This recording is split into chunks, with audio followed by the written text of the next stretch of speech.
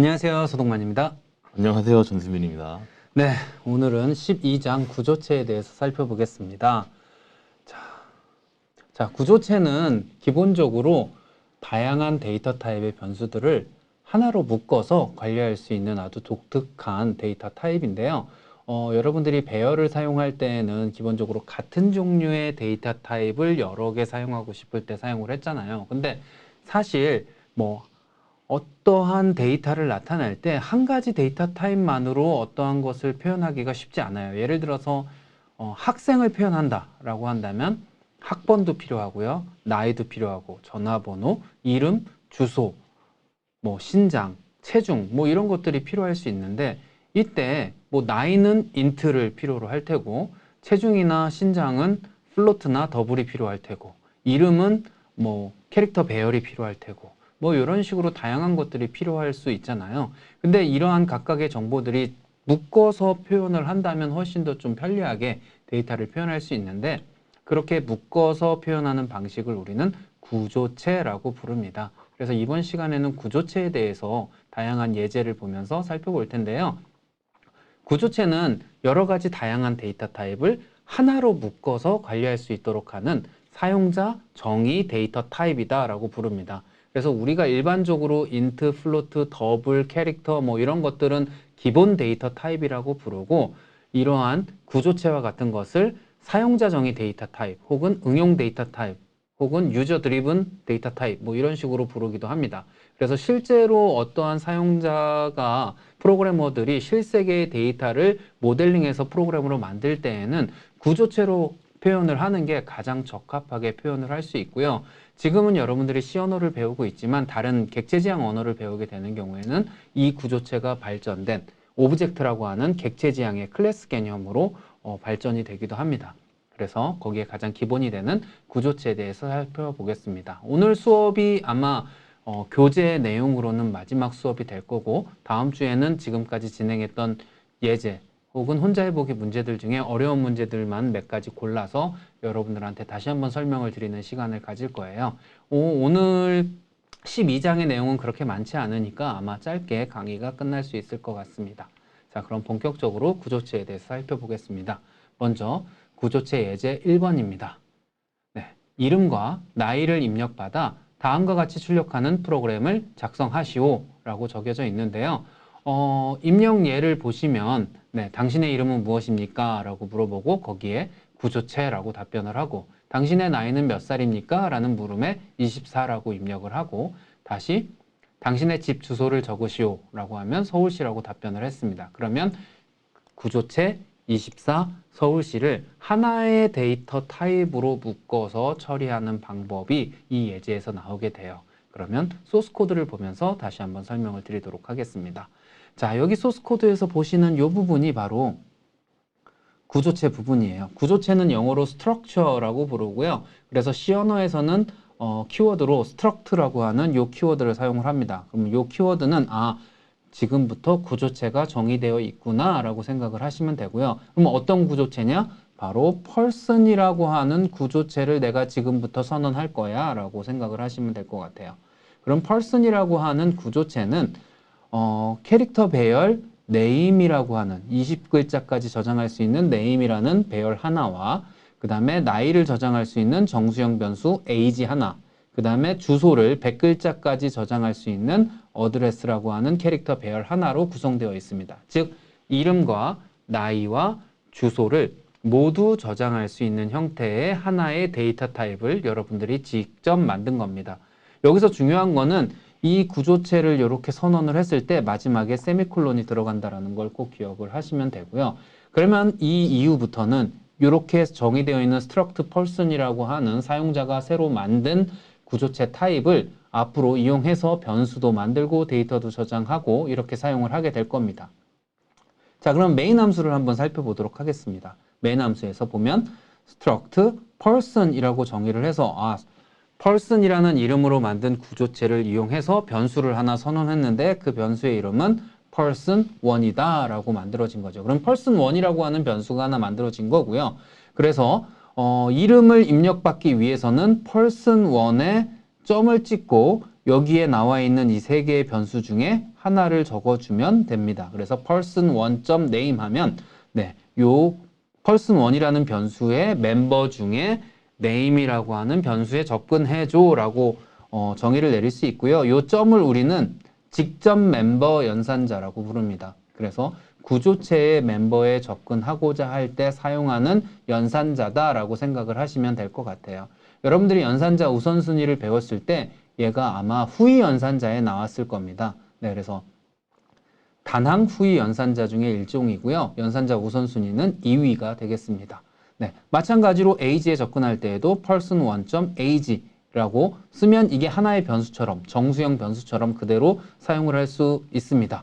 네, 그 다음에 여기 오타가 하나 있네요. 여기에 얘가 age이기 때문에 여기에 주소 연산자가 필요한데 주소 연산자가 빠졌습니다. 다시 한번 정확하게 네, 여기에 주소 연산자 %를 이렇게 써줘야지만 네, 입력이 정상적으로 됩니다. 네.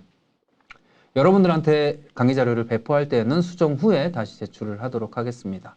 네, 마찬가지로 집 주소를 입력받을 때는 person1.address라는 이름으로 입력을 받으면 됩니다. 여기에서 name과 address는 문자 배열이기 때문에 이 배열의 주소가 이미 배열의 이름이 네, 해당 기억 공간의 주소를 나타내고 있기 때문에 이미 주소기 때문에 주소 연산자를 붙일 필요가 없다라는 거 기억을 하시면 될 것 같고요. 그래서 출력을 할 때에는 마찬가지로 person1.name, person1.age, person1.address라고 출력을 해주면 동일하게 네, 스트링과 int와 스트링으로 보시는 바와 같이 출력을 할 수 있게 됩니다. 자, 그러면 해당 이 소스 코드에 대해서 추가적인 설명을 전수빈 교수님께서 해주시겠습니다. 네, 추가적인 설명이라기보다는 뭐 다시 다시 상기시켜주는 그런 과정을 좀 제가 설명을 드릴 텐데요. 구조체는 뭐 앞서 잘 설명을 드렸다시피 여러 자료형을 어떤 변수들을 하나로 묶어서 사용할 수 있는 하나의 자료형이라고 보시면 될 것 같고 어떤 자료들이 각각의 목적들이 있거든요. 근데 그 목적에 맞는 자료들을 그룹화해서 사용한다 생각하시면 될 것 같습니다. 그래서 뭐 예제 1번 같은 경우에는 지금 사람에 대한 정보를 저장하고자 이렇게 person이라는 구조체를 하나 만들어서 사용을 한 거고요. 그래서 person 구조체 안에 이름, 그 다음에 나이, 주소 정보를 저장할 수 있는 이런 자료 공간을 만들어서 사람에 대한 자료들을 우리가 그룹화해서 저장할 수 있도록 이렇게 만들어 준 겁니다. 그래서 구조체 선언 방법 같은 경우에는 다시 한번 말씀을 드리면 struct라는 키워드를 사용을 하고요. 그 뒤에 구조체 이름을 사용하시면 되고 그 중괄호 안에 구조체의 자료형들을 이렇게 나열을 하시면 됩니다. 그래서 뭐 자료형은 지금까지 배운 여러 자료형들을 다 활용을 할 수 있으니까 잘 쓰시면 될 것 같고, 심지어 이따 예제 4번쯤에 배울 테지만 구조체는 자료형 중에 구조체도 이렇게 자료형으로 사용을 할 수 있거든요. 그래서 여러분들이 지금까지 배운 자료형들을 모두 활용할 수 있다는 것만 이해를 하시면 될 것 같고, 그다음에 좀 명심하셔야 될 게 구조체의 마지막엔 항상 이렇게 세미콜론이 들어간다. 요거만 잘 기억하시면 될 것 같습니다. 그리고 다음으로 지금 예제 같은 경우에는 이제 person이라는 구조체를 만들어서 죄송합니다. person이라는 구조체를 만들어서 우리가 지금 이 구조체를 변수로 사용해서 이제 우리가 하나씩 사용하고 있는데, 지금 이 예제 같은 경우에는 이제 person 구조체를 만들어서 지금 p1이라는 변수를 하나 만들었어요. 그래서 지금 우리는 구조체 하나의 변수를 만들어서 사용할 수 있을 것 같이 이렇게 느껴지는데, 사실은 이 구조체를 하나 선언을 하면요, 이 구조체를 기반으로 해서 굉장히 많은 변수들을 활용할 수 있거든요. 그래서 어떻게 보면 우리가 만든 이 구조체는 여기 설명드렸다시피 우리가 사람에 대한 구조체를 만들었으면 그 사람에 대한 어떤 그러니까 틀을 만들었다고 생각하시면 되고, 이 틀을 기준으로 여러 개의 사람 객체들을 여러 개 만들 수 있다, 이렇게 생각을 하시면 될 것 같습니다. 그래서 구조체를 틀을 하나 만들어주면 이 틀을 기준으로 여러 개의 객체, 그러니까 지금 사람 1, 사람 2, 사람 3에 대한 객체들을 만들어서 각각의 다른 정보들을 저장해서 사용할 수 있다. 요 정도만 알고 있으면 될 것 같고요. 다음 예제에서 이제 더 활용하는 방법들이 나오니까 다시 계속 살펴보도록 하겠습니다. 네, 설명 감사합니다. 네. 구조체에 대해서 어느 정도 이해가 되셨는지 모르겠는데요. 자, 그러면 1번 예제에 대해서 혼자 해보기를 한번 진행을 해보도록 하겠습니다. 자, 혼자 해보기 1번은 음식, 재료, 조리 시간을 입력받아서 아래와 같이 출력하는 프로그램을 작성하시오라고 되어 있는데요. 음식은 20자 이내의 문자열, 재료는 100자 이내의 문자열, 조리 시간은 정수이고 한글 10글자는 20자의 문자열을 사용해야 된다라는 부가 설명이 들어가 있습니다. 자, 여기 입력 예에서 보시는 바와 같이 음식은 짜장면, 재료는 면, 짜장, 양파, 고기, 조리 시간은 20분, 뭐 이런 식으로 입력을 하면 입력한 음식 정보를 다시 한번 출력을 하는 건데요. 자, 여러분들이 원하는 뭐 푸드라는 이름의 스트럭트가 되었던 뭐 dish라는 이름의 스트럭트가 되었던 뭐 원하는 이름을 가지고 여러분들이 스트럭트를 하나 만드신 다음에 거기에 음식의 이름을 저장하기 위해서 20바이트짜리 문자열을 선언을 해주시고 재료를 저장하기 위해서 100바이트짜리 문자 배열을 정의를 해주시고 그 다음에 조리 시간을 저장하기 위한 인트형 변수 하나를 선언해 주신 다음에 입력받고 출력하는 1번 예지와 동일하게 한번 만들어 보시면 될 것 같아요. 뭐 추가적인 설명이 필요할까요? 뭐 추가 설명이라면 구조체 이름을 어떻게 할지 그런 거는 좀 스스로 고민을 해보시면 좋을 것 같아요. 뭐 마음대로 할 수 있지만 저는 뭐 레시피 정도로 하면 될까요? 네, 네. 그렇게 작성을 하고 사용하시면 될 것 같고 뭐 별다른 힌트는 없을 것 같네요. 네, 감사합니다. 네, 그러면 두 번째 예제로 넘어가도록 하겠습니다. 구조체 예제 2번입니다. 두 명의 이름과 국어, 영어 점수를 입력받아 각 과목별 합계를 구하여 출력하는 프로그램을 작성하시오라고 되어 있습니다. 자, 여기에서는 구조체를 만드는데 학생의 이름을 가지고 있고 멤버로 그 다음에 국어 점수를 멤버로 또 가지고 있고 영어 점수도 멤버로 가지고 있는데 이 구조체를 이용해서 변수 두 개를 선언해서 두 명의 학생에 대해서 이름과 국어 점수와 영어 점수를 입력을 두 번 받고 그 다음에 해당 각각의 사람에 대해서 국어 점수의 합계와 영어 점수의 합계를 계산해서 출력하는 프로그램이다 라고 생각을 하시면 됩니다. 네, 소스 코드를 한번 보면서 다시 한번 설명을 드리도록 하겠습니다. 소스 코드가 조금 길어 보이기는 할 텐데 사실 크게 다르지는 않을 거예요. 자, 여기에서는 이름을 student라는 이름의 구조체를 선언을 했습니다. 그래서 struct student라고 되어 있습니다. 네, 그리고 이름을 저장하기 위한 캐릭터 배열 20바이트짜리 name을 선언했고요. 그 다음에 국어 점수를 입력받기 위한 정수형 Korea score, 그 다음에 영어 점수를 입력받기 위한 English score라고 하는 두 개의 변수를 멤버 변수로 선언을 해놨어요. 자, 그러면 메인에서 학생이 두 명이잖아요. 두 명에 대해서 변수를 선언을 했습니다. 그래서 struct student human 1과 human 2라고 하는 변수를 만들어서 선언을 했고요. 네, 그래서 네, scanf를 이용을 해서 human 1의 name과 그 다음에 국어 점수, 영어 점수를 입력받고 네, 다시 네, 휴먼 2의 이름과 국어 점수와 영어 점수를 입력을 받았는데 네, 오늘 강의 자료에 조금 오류가 많네요. 네, M%가 다 빠져 있네요. 네, 이렇게 빠져 있습니다. 네, 여기에 각각 M%가 붙어 있어야 되고요. 네, 얘를 이용을 해서 이렇게 입력을 받은 다음에 네,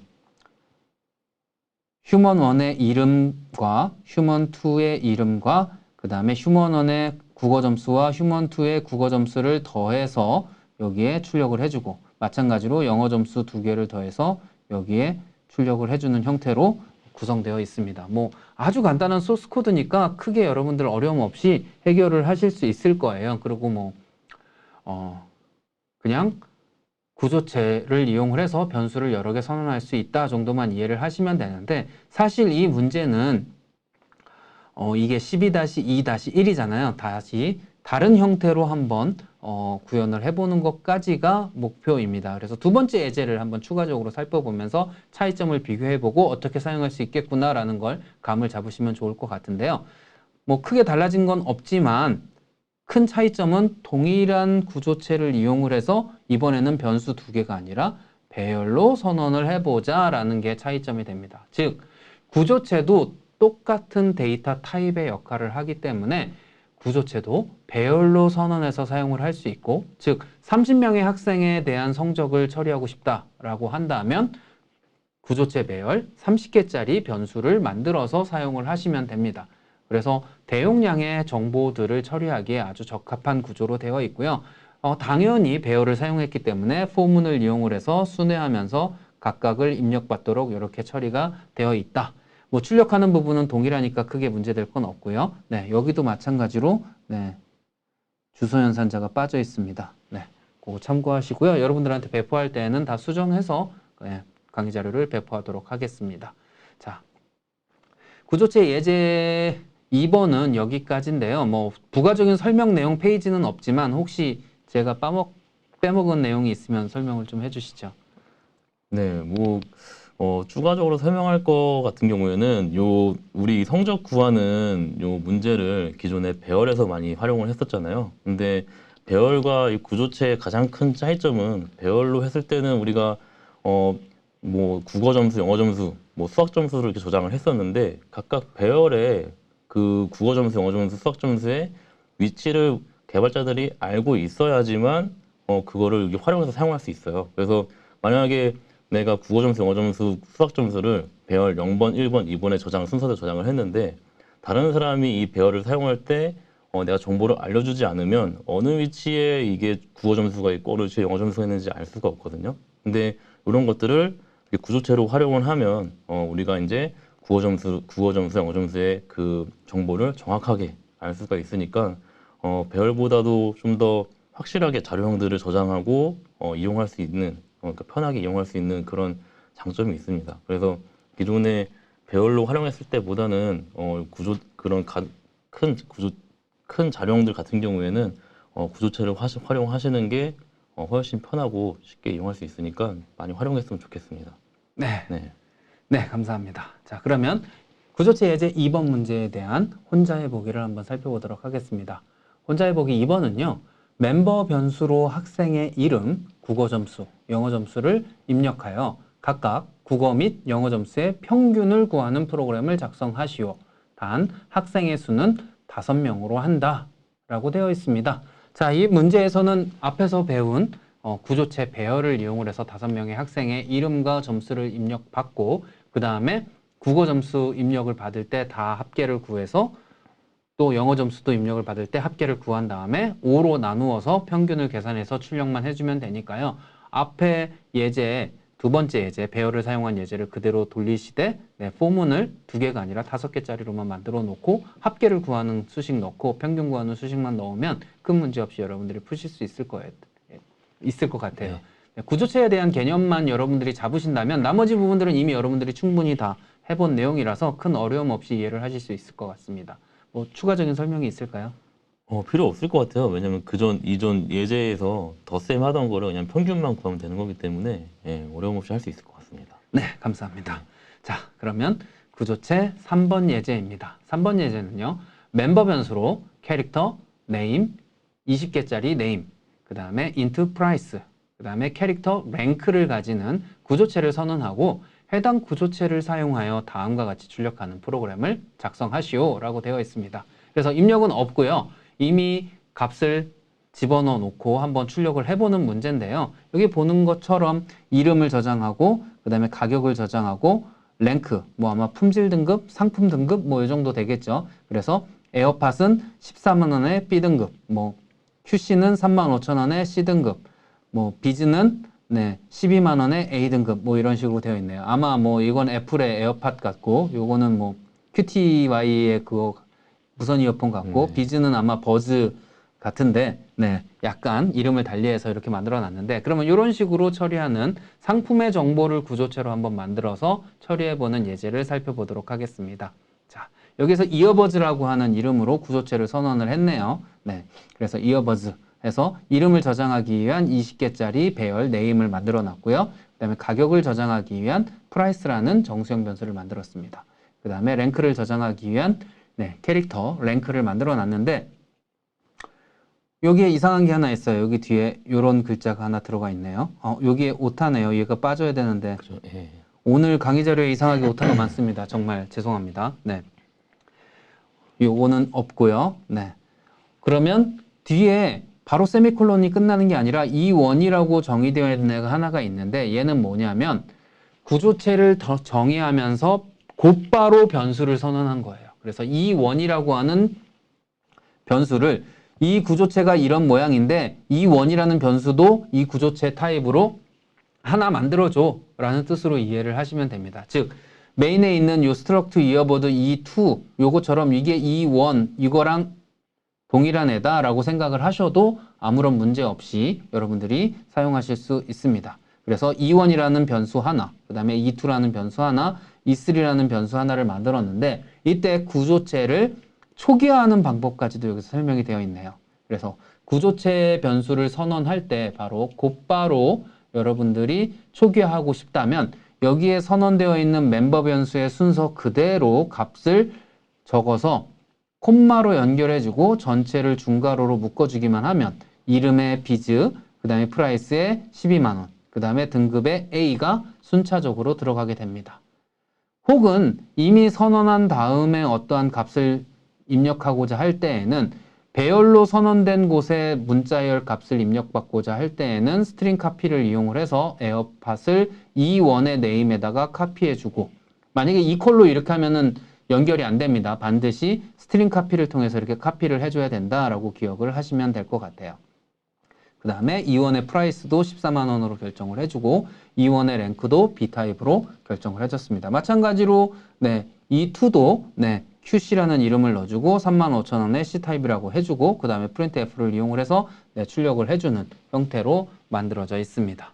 네, 그러면 이 예제에 대해서 추가적인 설명을 해주시죠. 네, 정리를 해보자면요. 이번 예제에는 크게 세 가지 정도 새로운 정보들이 있습니다. 그래서 첫 번째는 구조체를 선언함과 동시에 어떤 구조체 변수를 선언하는 구조체를 만든과 동시에 구조체에 대한 변수를 선언하는 방법에 대해서 하나 설명을 드렸고요. 그래서 선언하는 방법이 여기도 지금 못한데 중괄호랑 세미콜론 사이에 변수 이름을 써주시면 구조체를 만든과 동시에 변수 하나를 이렇게 E1이라는 변수를 선언을 할 수 있습니다. 이때 중요한 거는 이 E1이라는 변수는 지금 메인 함수 바깥에 선언이 된 거잖아요. 그렇기 때문에 메인의 지역 변수가 아니라 전역 변수로 선언이 된다는 것만 좀 이해를 하시면 될 것 같아요. 전역 변수는 함수 안에서 선언된 게 아니라 함수 밖에 선언됐기 때문에 모든 함수가 이 변수를 공유해서 사용할 수 있겠죠. 예, 그것만 잘 기억하시면 될 것 같고 두 번째는 이 구조체를 초기화하는 방법이거든요. 그러니까 그 변수를 선언함과 동시에 초기화하는 방법인데 초기화는 여기 앞서 설명드렸다시피 이렇게 배열이랑 똑같아요. 중괄호를 이용해서 이렇게 선언을 한다. 그리고 그 좀 여기서 눈여겨보고 봐야 할 게 그 선언을 할 때 지금 이 문자열에 대해서 좀 그 눈여겨보셔야 되는데 우리가 초기화를 할 때는 문자를 초기화할 때는 이렇게 리터럴 상수로 이렇게 문자를 초기화를 할 수 있습니다. 근데 구조체가 그 선언이 된 후에 초기화를 하지 않고 선언이 된 후에 이 문자열 값을 우리가 입력하고 싶으면 이렇게 항상 스트링 카피를 이용해 가지고 문자열을 복사해 넣어야 된다는 거. 요거는 잘 명심을 하시면 될 것 같아요. 그러니까 그냥 문자열은 요 스트링 카피를 이용해서 복사를 한다. 그래서 오른쪽에 있는 요 문자열 값이 앞에 왼쪽에 있는 요 문자열 변수로 복사가 된다라고 아시면 될 것 같습니다. 네, 뭐 여기까지 설명이고요. 네, 더 네. 마치도록 하겠습니다. 네. 네, 감사합니다. 네, 자 그러면은 3번 예제에 대한 혼자 해보기가 되겠습니다. 자, 3번 예제에 대한 혼자 해보기는요. 과목명, 점수, 학점을 멤버 변수로 가지는 구조체를 생성한 뒤 구조체 선언 시 초기화를 통해 값을 입력하고 다음과 같이 출력하는 프로그램을 작성하시오 라고 되어 있습니다. 즉 여러분들이 이렇게 과목명과 점수와 학점을 가지는 구조체를 만든 다음에요. 이 각각의 과목명에 대해서 모두 초기화를 변수를 하나씩 만들면서 초기화를 해주고 출력만 해주면 되는 거기 때문에 네. 앞에 예제를 참조해서 그대로 따라해보고 출력을 해보시면 될 것 같아요. 이 혼자 해보기는 구조체 초기화 방법을 한번 실습해보는 거다라고 생각을 해보시면 될 것 같습니다. 뭐 부연 설명이 필요할까요? 아니요, 없을 것 같습니다. 네. 네. 그러면 1차 시는 여기까지 하고 2차 시에서 뵙겠습니다. 감사합니다.